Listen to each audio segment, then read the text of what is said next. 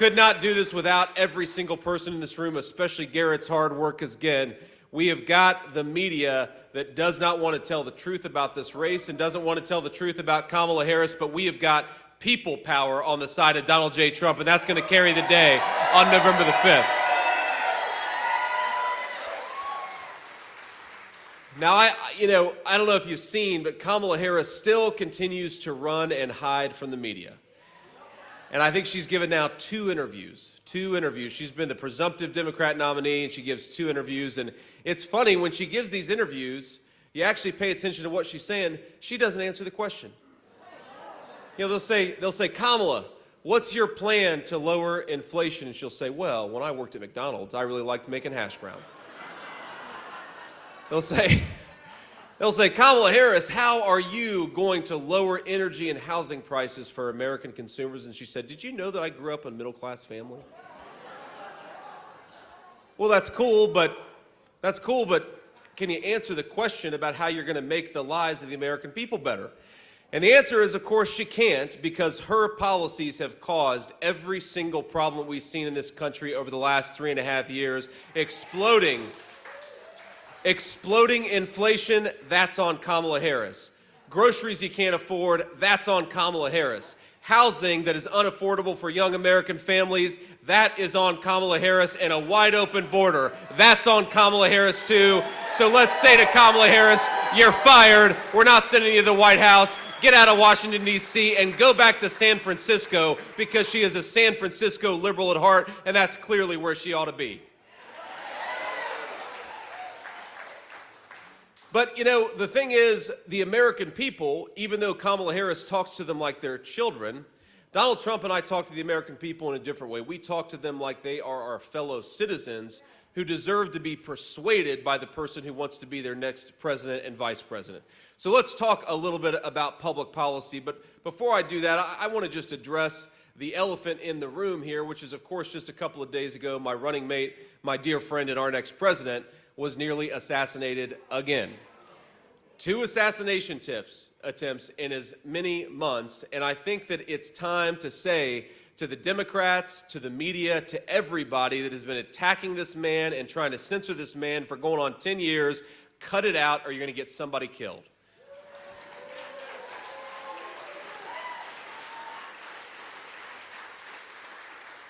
Now, I actually, of course, heard about the news before almost anybody else. I was sitting at home with my son, and we were doing, what we always do when my wife's not around. We were playing video games. We get that like 1 hour. All right, we can play video games, and then before mom comes back, we got to cut that crap out.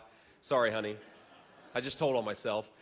But we're sitting there, and I get a phone call. It says Donald J. Trump, so I answer it. And he says, JD, you won't believe it. They just tried to do it again. I said, what did they try to do? He said, well, they just tried to shoot me again. And I said, what? No way.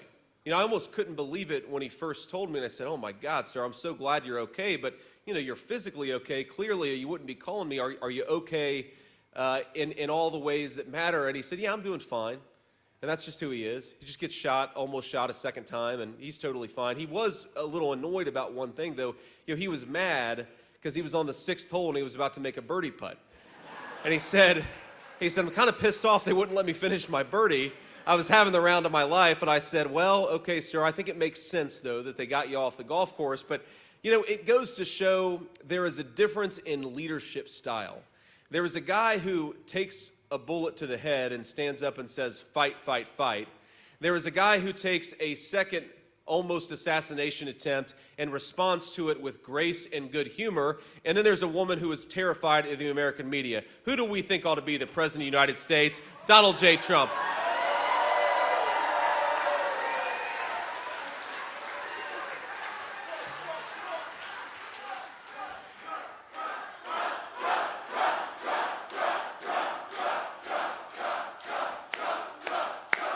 That's right.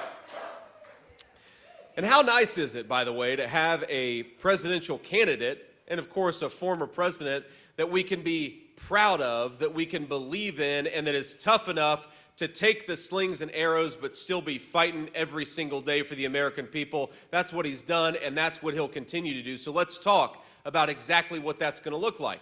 Because look, we all know that the reason why groceries are unaffordable, the reason why Americans can't afford to buy a home is because Kamala Harris has refused to do her job. And my friends, I was actually yesterday with my dear friend Katie Britt, senator from Alabama, and both of us have been in politics for all of 2 years. And we were talking about how shameless these politicians are, where I guess if you've been in office for 30 years, like Kamala Harris, you can stand up and without an ounce of shame, look at the American people and say, on day one, I'm going to lower grocery prices. That's what Kamala Harris says.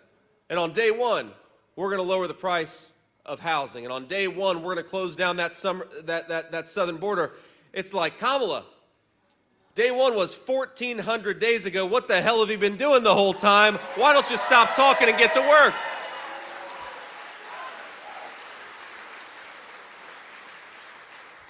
Let's just compare and contrast the specific policy, because the American people deserve to have people who are going to talk about the public policies that are going to make their life better. Kamala Harris cast the deciding vote on the Inflation Explosion Act. It's the biggest driver of inflation in the United States today. Kamala Harris cast the tie-breaking vote for it. And of course, when Donald J. Trump was president, inflation was 1.5% and wages were going up. When Kamala Harris became the vice president and the border czar, she said we're going to suspend all deportations. We're going to decriminalize all illegal immigration, and we are going to stop Donald Trump's wildly successful Remain in Mexico policy. That flooded the United States with a ton of illegal immigrants, and you know what those illegal immigrants did? They compete with Americans for scarce homes. And the Donald J. Trump plan is that American housing ought to go to American citizens, not people who shouldn't even be in this country to begin with.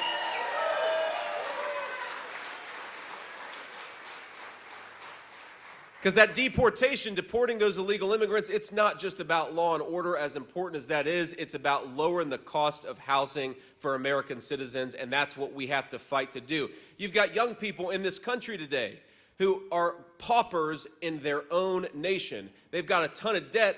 They're borrowing a lot, but they have no chance of owning a stake in their own country. The American dream of homeownership is completely out of reach for millions of young Americans, and when Donald J. Trump is president, that's going to stop. We're going to fight for their American dreams. We're going to fight for young people to be able to buy a home, and we're going to stop sending American homes to foreigners. Now, we all know in the great state of Michigan that the most important driver of inflation is energy, right? You make it more expensive, you make gas at the pump more expensive, but you also make food more expensive, because who drives that food to the grocery store? It's our truck drivers. And if they're paying more for gasoline and diesel, then all of us are paying more for food. And if they're paying more to send construction materials and lumber at the construction site, then we're all paying more for housing. The number one thing we've got to do to get control of this crazy inflation and drive down the cost of everything is to unleash American energy. Drill, baby, drill.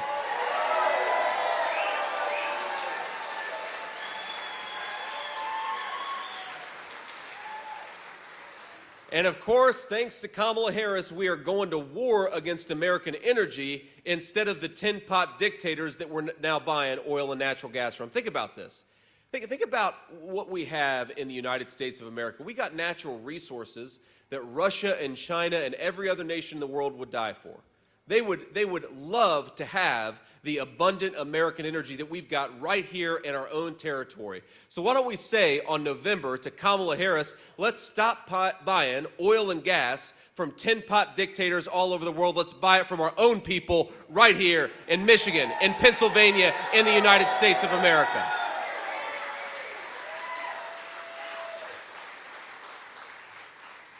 And here's what Donald Trump is going to do. On day one, we are going to unleash American energy once again. On day one, we are going to start building more homes again so that young people can afford the American dream of homeownership. On day one, we are going to implement a very, very simple tax policy. You know, Kamala Harris, she wants to raise taxes on American workers and then reward companies that ship American jobs overseas. And I think that gets it exactly upside down. Donald Trump and we're going to cut taxes for American workers, and we're going to raise tariffs on companies that are shipping jobs overseas.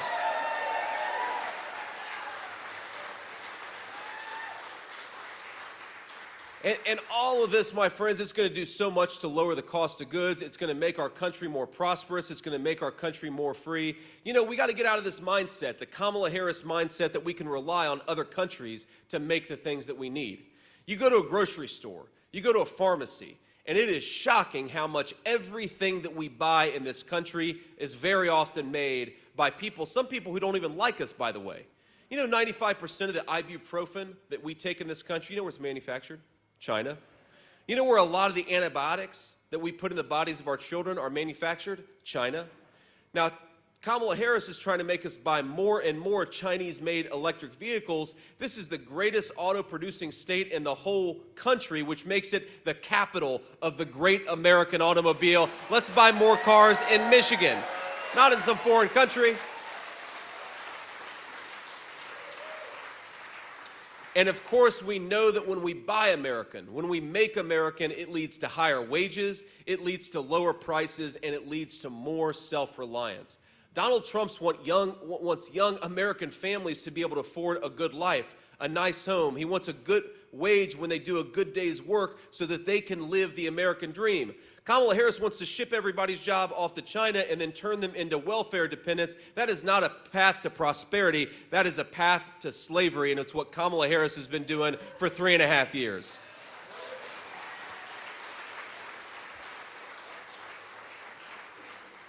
So we're going to take some questions from the media in a second, but I just want to send a message to everybody in this room, to everybody who's watching on television, to those of you who will see the clips afterwards.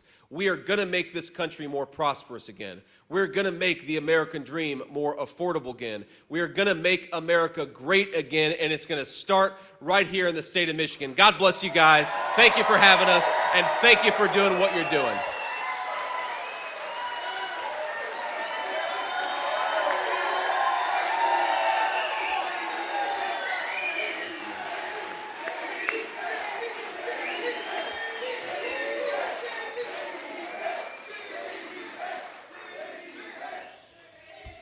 Thank you all. Thank you. Please, please.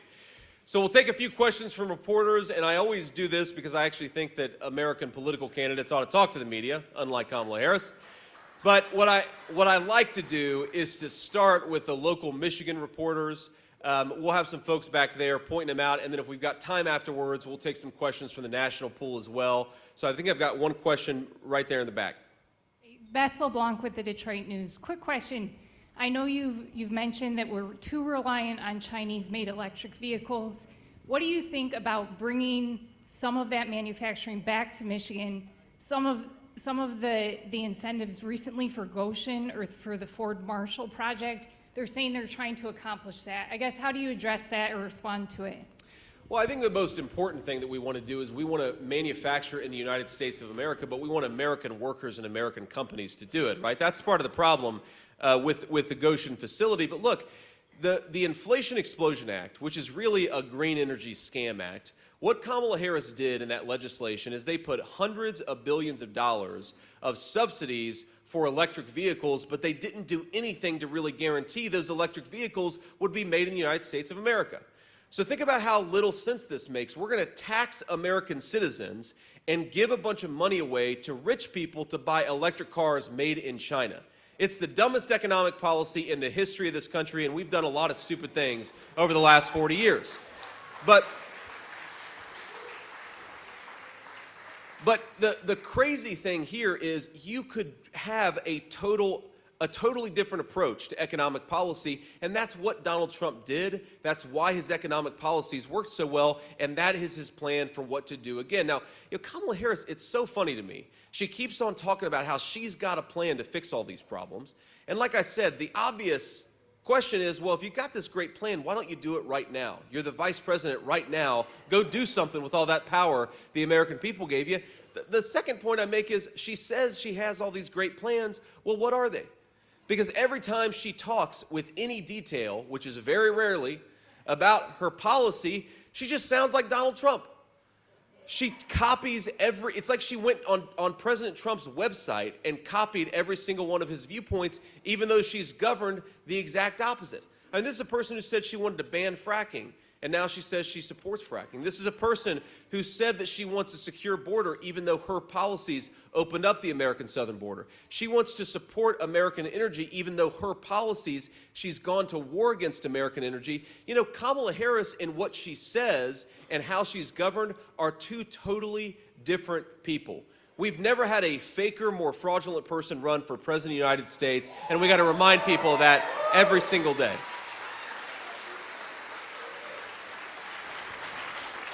So to put it simply, we want to cut taxes on American workers. We want to reward companies that are making things in the United States of America. And if you want to make something in China using Chinese slave labor, you're going to have to pay a big fat tariff before your products come back into the United States of America. Next question. Hi, JD. This is Autumn Pitcher with News Channel 3 out of Kalamazoo, Michigan. With the former assassination attempt on former President Trump, are you and Trump considering having campaign events inside moving forward? And then also, was this event inside today because of that? So I believe this event, that you'd have to ask the organizers, we'll follow up with you afterwards. I believe this event was already planned to be inside, so I don't think there's any change in security. By the way, with close to 500 patriots in the state of Michigan in this building right now and outside, I'd like to see an assassin try to come in this room. They come to the wrong place if you try to walk into this place right now.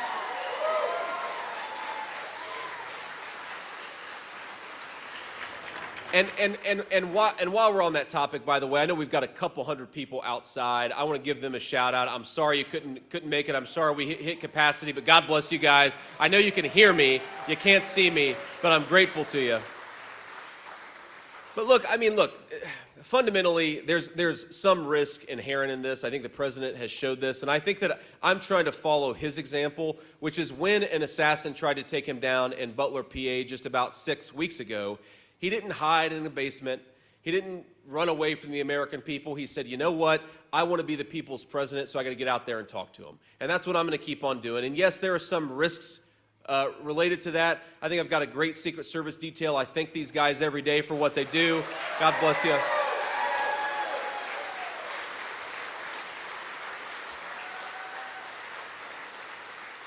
But we're going to keep on getting out there talking to the American people because that's what they deserve. If you are too afraid to talk to a friendly media reporter, then you shouldn't be the people's president of the United States. It's the story of Kamala Harris's campaign. She wants to lead the United States of America. She wants to be in a private room with Xi Jinping and Vladimir Putin, but she's terrified of the friendly American press corps. It's a total disgrace, and I'm never going to follow her example. I'm going to follow Donald J. Trump's example. Get out there and talk to people. Now, since you asked the question, I do want to say just one other thing about that, which is number one, there have been 2 attempts on his life in just a couple of months. Donald Trump ought to have the same detail as Joe Biden. That is a policy choice that our federal government has decided that Donald Trump deserves a lesser level of protection. Maybe with any normal formal president, that makes sense. It clearly doesn't meet the challenge of what Donald J. Trump is dealing with. So we ought to bump up his security. We, of course, want to be as careful as possible, and we want to make it so that we cut out the ridiculous rhetoric that I think has put a giant target on Donald Trump's back. Now, I have to say this because, look, all of us, whether we're Republicans, Democrats, or Independents, all of us can do a better job at showing respect, at trying to debate our differences without, going into personal attacks. But the media trying to both sides this issue after 2 people have taken a swing at Donald J. Trump's life is ridiculous. Don't lecture Donald Trump about softening his rhetoric after 2 people tried to kill him. It's ridiculous. Tell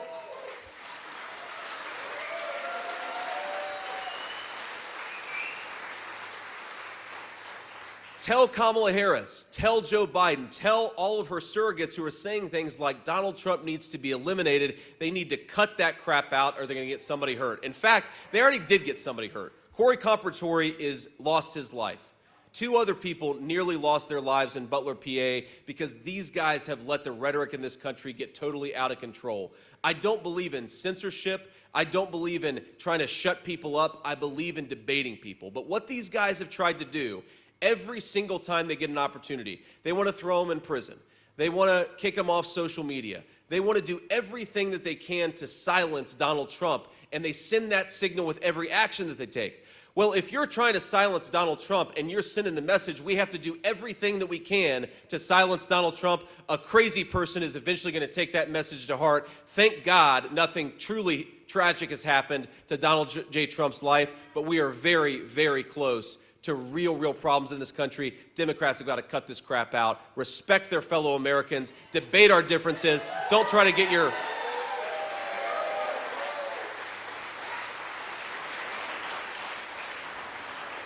Don't try to censor your political opponents, because censorship will eventually lead to political violence. We've seen that now twice in the last couple of months, and I hope Democrats learn the lesson.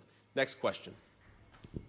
Hi, Senator. Riley Connell with WILX News 10 in Lansing. You spoke a few moments ago about some of those day one tax cut plans for the American people. Can you talk a little bit more about what that plan might look like, what it might look like for folks in Michigan, some of those plans to cut costs for folks maybe right here in the audience? Yeah. Well, first of all, Kamala Harris has said explicitly that she wants to raise your taxes because she wants to let the Trump tax cuts expire, and we know that the people who benefited the most from those tax cuts were working and middle-class Michiganders, people in this room. So Kamala Harris is actually promising a massive tax increase. I talk to the president about this all the time. It's funny, normally politicians, even if they don't mean it, they'll go around and Kamala Harris will say, well, I'm going to cut your taxes. Well, she's actually saying we're going to let the Donald Trump tax cuts expire. She's explicitly running on a promise to raise taxes. It's the dumbest political move, but it will tank this economy and will make life even more unaffordable for Michiganders. It's a disaster, and that's why we've got to renew those tax cuts. But when we talk about prices, this is very, very important. The Kamala Harris administration has implemented about $900 billion worth of regulations in this country. And who do we think that falls on? The people in this room, people all across the state of Michigan. They're the ones who suffer when you create $900 billion worth of regulations. Who suffers when you jack up the cost of energy to a level it's never been before in this country? It's everybody, because everything requires energy, right? So when you increase the cost of energy, you increase the cost of housing, you increase the cost of food, and you, of course, increase the cost of people's utility bills. And all those things have, as everybody in this room will attest, all those things have gone up because of Kamala Harris's policies. We could lower prices on day one if we just unleashed American energy. It's the most important thing that we can do to make life more affordable in this country. Donald J. Trump and I are going to do it, and it's actually simple. Because sometimes public policy is complicated, but sometimes all we have to do is undo the regulations on American energy started by Kamala Harris. We do that, life will become more affordable for the people in this room and all across the state. We've got to do it.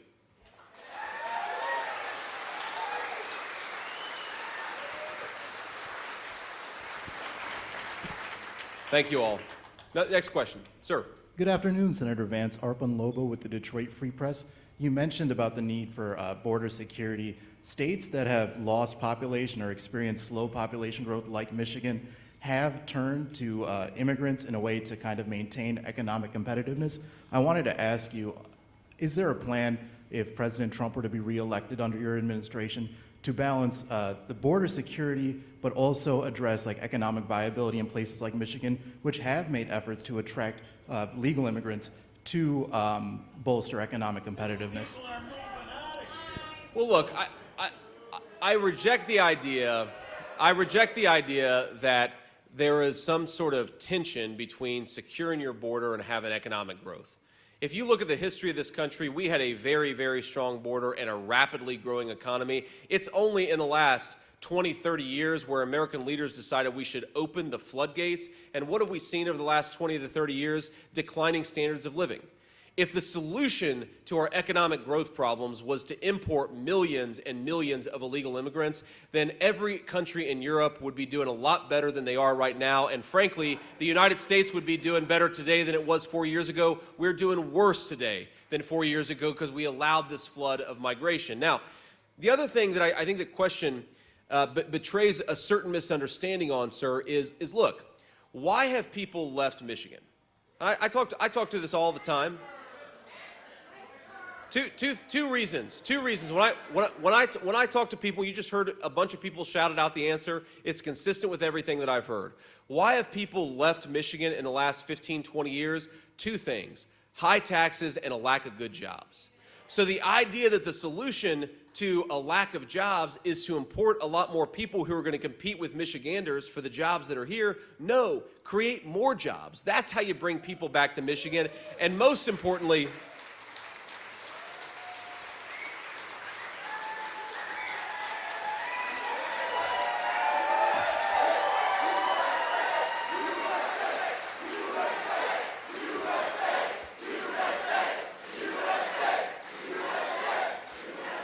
thank you. I thought that was a pretty good answer. I didn't think it was a very good answer. That was a hell of a response to that one. But one other just point on that question, sir, is look, we in this country have run an experiment of importing millions and millions of people instead of building economic development right here at home. And I think it's a huge mistake, and we've got to go in the other direction. There are a lot, I'm sure, of parents and grandparents in here who love this community, who would like their children to be able to get a good job and start a family in this community, not to have to move either to Detroit or more likely completely outside the state just to have a good opportunity at a good life. The only way to do that is to promote economic development in our rural areas, let our farmers do what they need to do, and build more manufacturing in the United States of America.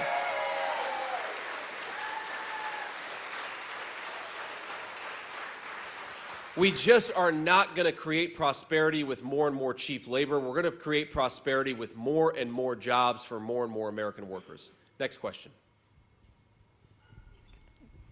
Hi, Danielle James with MLive. I'm curious, and I want to touch back on the multiple assassination attempts against the former president. You talked about rhetoric contributing to these assassination attempts. Do you believe this rhetoric from Democrats is one-sided, and is there anything that can be done to combat it and promote civility within your party? Well, look, do I think the rhetoric is all one-sided? Of course not, right? There are absolutely people on our side who say things that I think are ridiculous that they shouldn't say. But what is one-sided is that our guy is the one who keeps getting shot at. That's what's one-sided.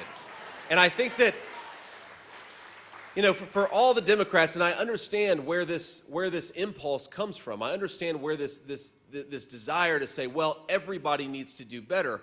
Look, I'm running as vice president. I agree, I can sometimes do better, but we have to remember, Donald Trump is the one who's getting shot at.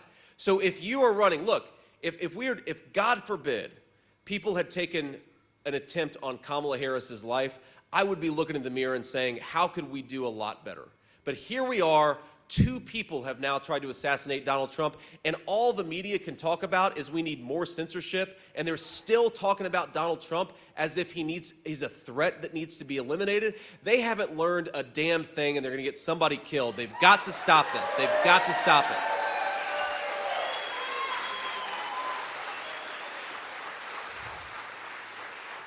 Sir. My name is Josh Berry, WXMI Fox 17. Each one of the candidates at the top of the two tickets have made their way to West Michigan. We're going to see you all likely again before the election. Having talked to people at both of these rallies, I'm wondering, do you gauge support based on these competing rallies in this area? And do you see a disconnect as the candidate between supporters who would go to a Tim Walz rally at a museum in downtown Grand Rapids versus supporters here at a rally for you in a barn in rural Sparta? Well, no, I don't see a disconnect. I think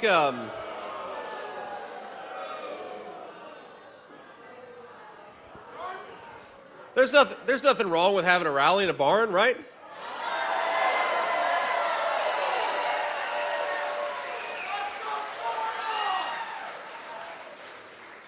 But look, there's nothing wrong with having a rally in a museum. And if you look at what we've been doing, you know, I've been to downtown Grand Rapids, I think twice now in this campaign, just in the last few weeks. And we've been in rural parts of Michigan, we've been in urban parts of Michigan, suburban parts. We're going to go everywhere because I think you ought to try to earn every person's vote. And that's how Donald Trump and I think about this race.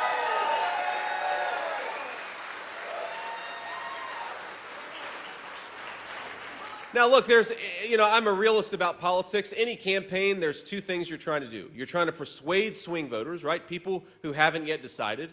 And my argument to swing voters is simple. You've got two very different records. Donald Trump's record was peace and prosperity, no wars, lower inflation, rising wages, and Kamala Harris has been chaos all over the world. She can't answer a single question without sounding like a whatever. And she's had policies that have made it impossible for people to afford housing and food in the country that all of us love.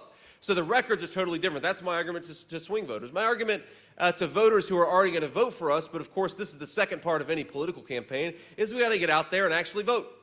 And I know every single person in this room, every single one of us knows at least one person who's going to vote for Donald J. Trump, but only if they actually go to the polls. Okay?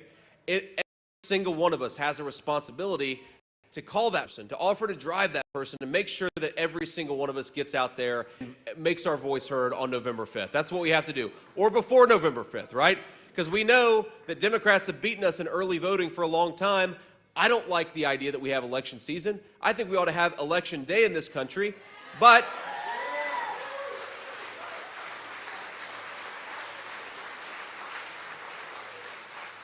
whether we like it or not, we've got election season, so we might as well take advantage of it, or the Democrats are ultimately going to win this race. Now, think about this. I've seen this play out in every race that I've ever been involved in, where I've got friends of mine who are running. It's like you take 100 people, and 95 of them, 100 people are going to vote for Donald Trump, or 100 people who are going to vote for, whatever candidate that I think they should vote for. 95 of them eventually do it. And then 5 of them wait until Election Day, and then what happens? Well, mom gets sick, so you got to go and take her to the hospital. Or the kid, you got to go pick him up from school. Or maybe something comes up at work unexpected, and you're there too late, and you don't get an opportunity to make your voice heard. We've got to take advantage of every single thing that we have, and I know Pete Hoekstra will talk about this, has talked about this. We have got to get out there and make our voices heard. Now, I'll tell you, a Senate colleague, one of my favorite lines from any other political figure is he'll go in front of audiences and say, look, I want every single one of you to get out there and vote 10 times. And people get kind of uncomfortable. They sit and sort of shuffle their chairs a little bit. They laugh a little bit. Well, we're Republicans. We don't vote 10 times. We only vote once. Well, here's the way to legally vote 10 times. Take yourself to the polls, but take 9 other people to the polls too. And that's what all of us, I encourage you, all of us to do.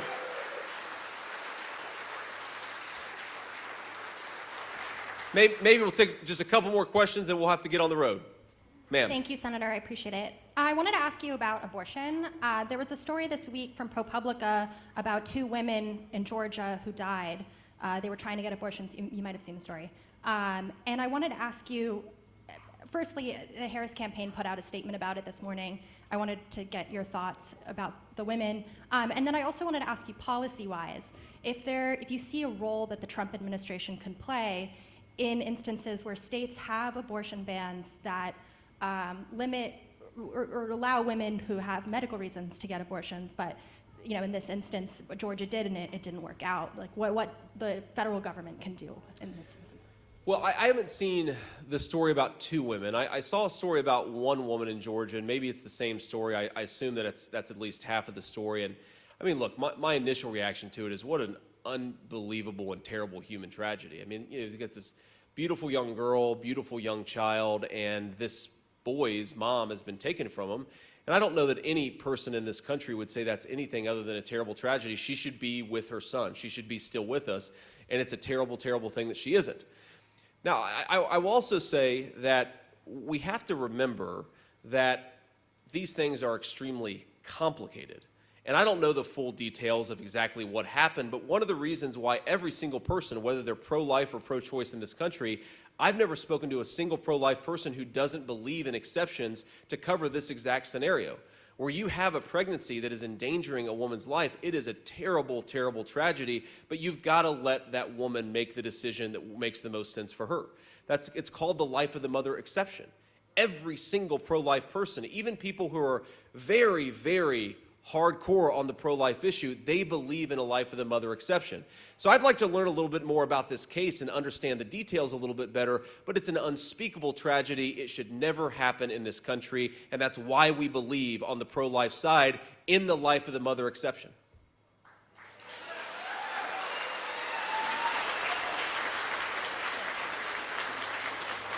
Hi, Senator. It's Kit again. Thanks for taking my question. I want to go back to what you said about believing that Trump needs the same security detail as Biden. Do you know if there is efforts underway to make that happen? And have you specifically requested more Secret Service protection?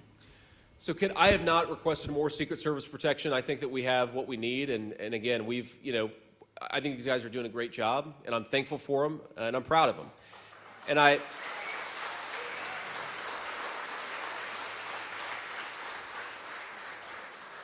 Now, sometimes I wish they would drive a little bit faster. I mean, these Secret Service agents, they drive like Miss Daisy, and I'm trying to see, well, I got Matt to laugh a little bit here.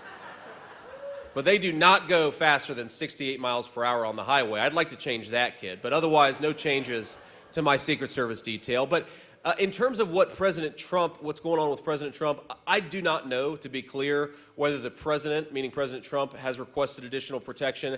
I've talked to some of my friends on Capitol Hill where they're trying to find ways to appropriate money so that he has a security detail that maps up with President Biden's security detail. That's as much as I know. I don't know how likely those things are to be successful. But look, my pitch to my Democratic friends who, a lot of them, by the way, I think will vote for Donald Trump in November, but even let's say Democratic leadership that has made hating Donald Trump the whole reason of their existence in politics, what I'd say is assassinations destroy the social fabric of this country.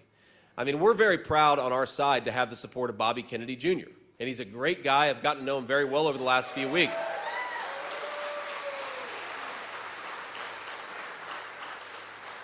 But I think in many ways, this country never healed from the assassination of Robert F. Kennedy Jr.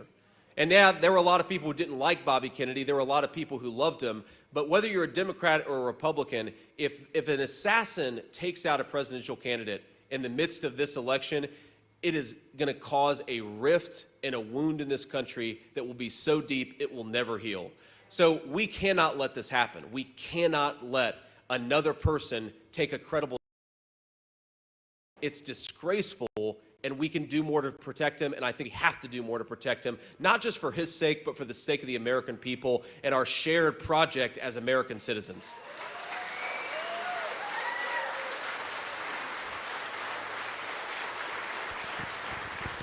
So let me leave you with just this final thought here. And again, thank you all for being here.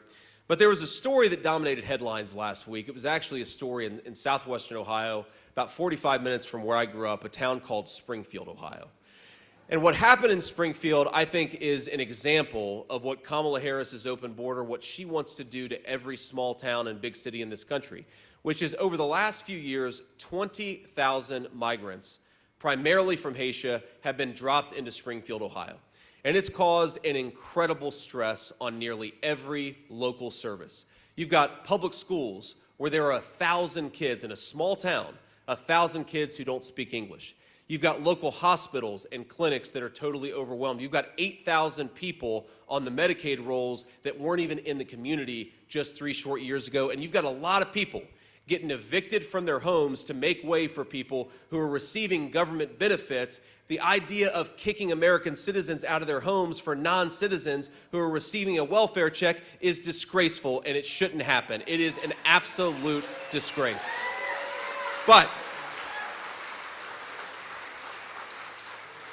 President Trump and I have been talking about this issue. We're going to keep on talking about this issue because all over the country, I just saw a story about a small town in Pennsylvania where something else similar is happening. You've got a massive influx of migrants. You've got people who now can't afford housing. And in the name of Kamala Harris's open border, you are destroying the American dream of home ownership and home security. It is a disgrace. But I want to tell you what's even more disgraceful. What's even more disgraceful than the policy is the effort to silence the residents of Springfield. I've seen this from the American media. A lot of people who pretend to be fair journalists. You know what they've done? For days, Springfield has been experiencing an unbelievable number, something like 35, 40 bomb threats in Springfield in just the last few days. And you know what the governor of Ohio came out yesterday and said? Every single one of those bomb threats was a hoax, and all of those bomb threats came from foreign countries. So the American media, for 3 days, has been lying and saying that Donald Trump and I are inciting bomb threats, when in reality, the American media has been laundering foreign disinformation. It is disgusting, and every single one of them owes the residents of Springfield an apology.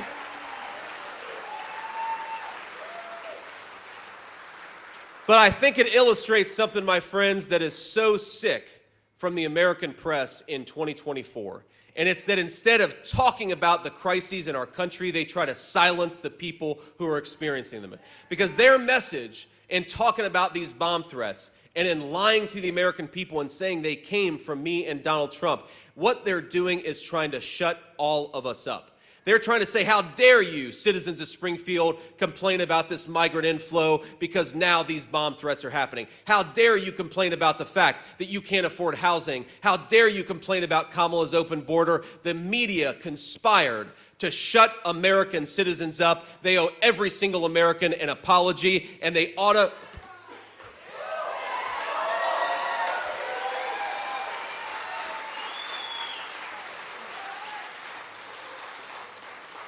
And after giving every single American an apology, why don't they think about covering the real crisis, which is Kamala's open border and its many, many victims? Focus on the real story, American media. Stop trying to shut up the people who are telling the real story. Do your job. Cover what's going on in this race, and the American people will be better off for it.